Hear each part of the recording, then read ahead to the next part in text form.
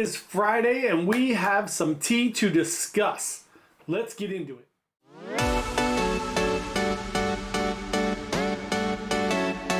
Hey everyone, John here from Bite Size Cruises. Welcome back to the channel. Today is Friday, so happy Friday and happy weekend to you. Hope you have some fun plans for this weekend. Today we're going to talk about a little hot story that's going on across the internet. This is huge on TikTok, a little bit on YouTube, a little bit on Instagram and Facebook, but I wanted to talk about it. It is the story of the Carnival Presidential Suite. So let me give you a little bit of background. This story is a little bit of maybe like 4 or 5 days old, started a little bit ago. Here's the thing, when I do these stories, I got a comment the other week. I did the story about the travel agent that like skipped out on all her people. And somebody commented and said, hey, when you're doing news like this, you should do it right away so that, we all get it, because this story's almost a week old. True, it is. Here's the deal.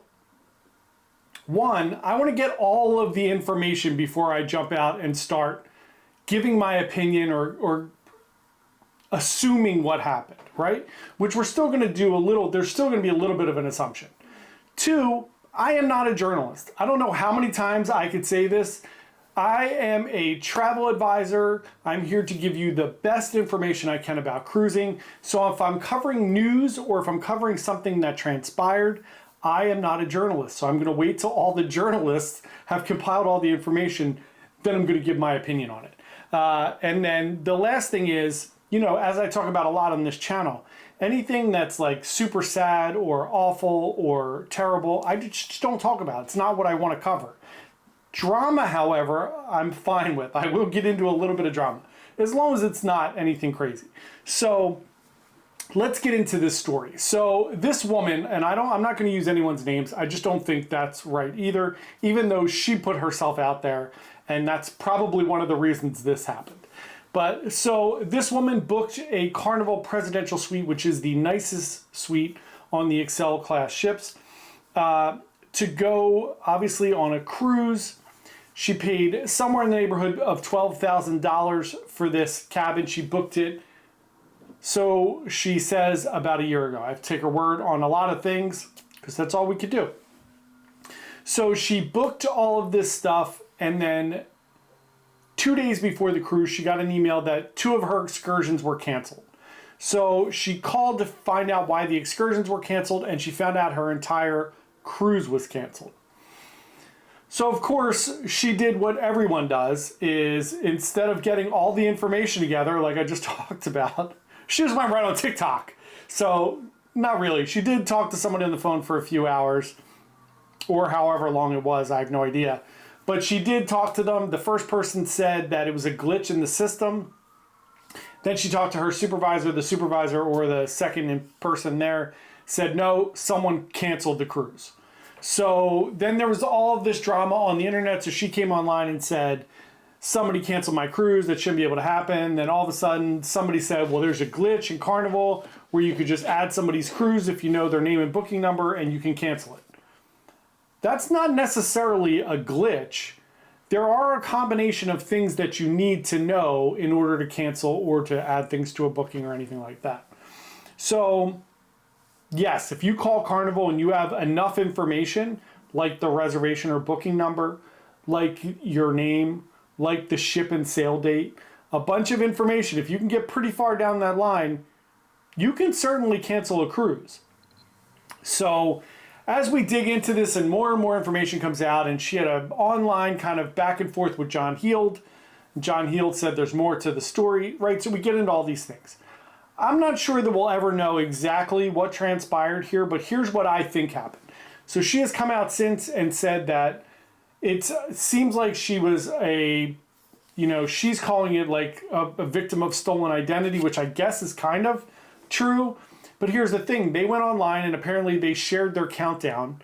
Now, when they shared their countdown, I don't know if they accidentally, it seems like they accidentally put their booking number out there. That's not good. If you were to take a screenshot and share your countdown on the Carnival app, that doesn't have your booking number on it. It just says when your cruise is going. So I'm not sure exactly what they did, but it seems like they shared their booking number on social media. And look, we all know there are goofy people out there, right? So maybe somebody saw that and just as a prank, or maybe they were bragging about going in the Carnival presidential suite and doing this fancy schmancy cruise, and somebody was like, well, screw them, I'm canceling the cruise, which is awful. None of this is good, by the way, right? I feel bad for her and her family that they didn't get to go on the cruise. Carnival's getting trashed like they don't get enough of drama online. And I don't really think this is Carnival's fault. I think what always happens on these is whoever those first couple people are that you talk to on the phone, they're not trained in PR, right? They don't know. Like if you were to talk to one of the higher ups at Carnival, they would have massaged this situation. They probably would have taken it down a different path. But that's not how most of these things work, and it's not how the process works. You're going to talk to like an entry-level person who's just answering the phone at Carnival, helping people with their cruise, probably one of the people that canceled the cruise. So, and then you're going to talk to like a supervisor, but it goes a couple steps up before you get to somebody who is savvy enough to understand like, hey, this might be a little bit of a bad situation, might give us a bad PR look. So eventually, I guess she talked to somebody and she got to a supervisor, and they were only willing to give her like a $10,000 onboard credit and to give her 2 interior cabins on the ship, but they were in different areas. She has kids apparently, so it wasn't a good fit, which I totally get, right? You're staying in the presidential suite. You don't want to be in 2 interior cabins. Then you're walking around the ship and you're like, God, we were supposed to be in this awesome suite. I get it. It's all tremendously unfortunate. It happened 2 days before the cruise. It's awful. But if you do share your reservation number, which you should never ever do, your booking number, don't ever share that with anybody. These things can happen, which is awful. And maybe there does need to be an additional thing to check. God knows none of us like, 2-factor authentication, right? It drives me crazy. However, that information is probably good.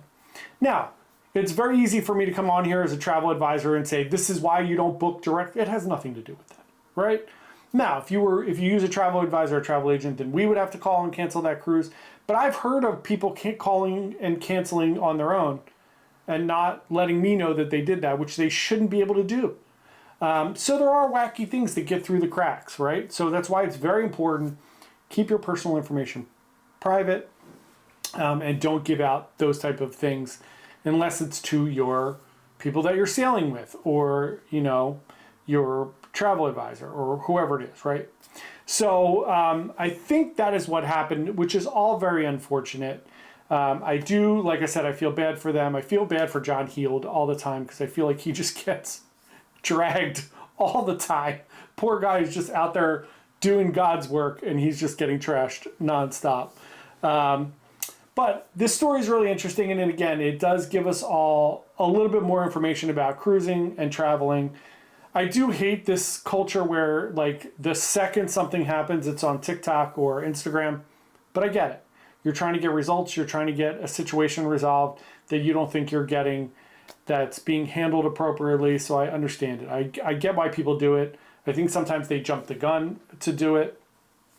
But let's keep it going. I'm sure there will be some follow-up stories here as to if there's like more of a resolution.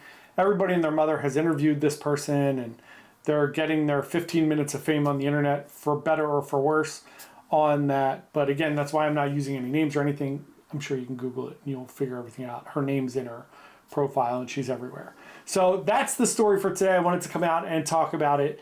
But super, super unfortunate. Again, really sad. It was like a retirement-ish kind of trip for them. She's a nurse practitioner, and it's an amazing vacation that they didn't get to go on. So at the end of the day, that's a real super bummer. But my favorite, I did go through all the comments, and she did an interview with, an influencer, whatever, a content creator. I hate that there's silly terms for this now. But she did an interview with that person, and in the interview, she said she was talking about flying down because they went to Florida anyway and made a trip out of it.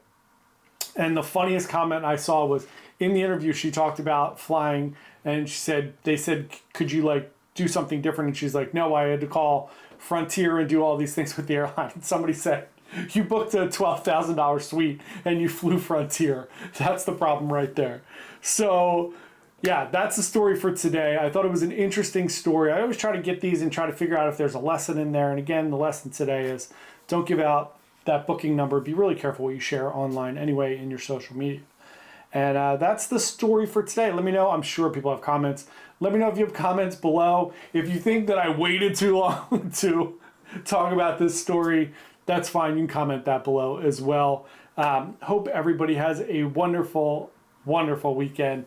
Once again, we'd love for you to like and subscribe to our channel. We put out a brand new cruise video every single day, trying to give you as much great information about cruising as possible. We do some news stories, some fun stories, some interesting drama, but generally we do a lot of cruise vlogs and information about cruising.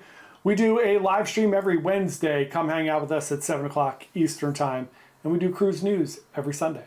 Thanks everyone. Hope you have a wonderful night. Happy cruising. See you tomorrow. Bye.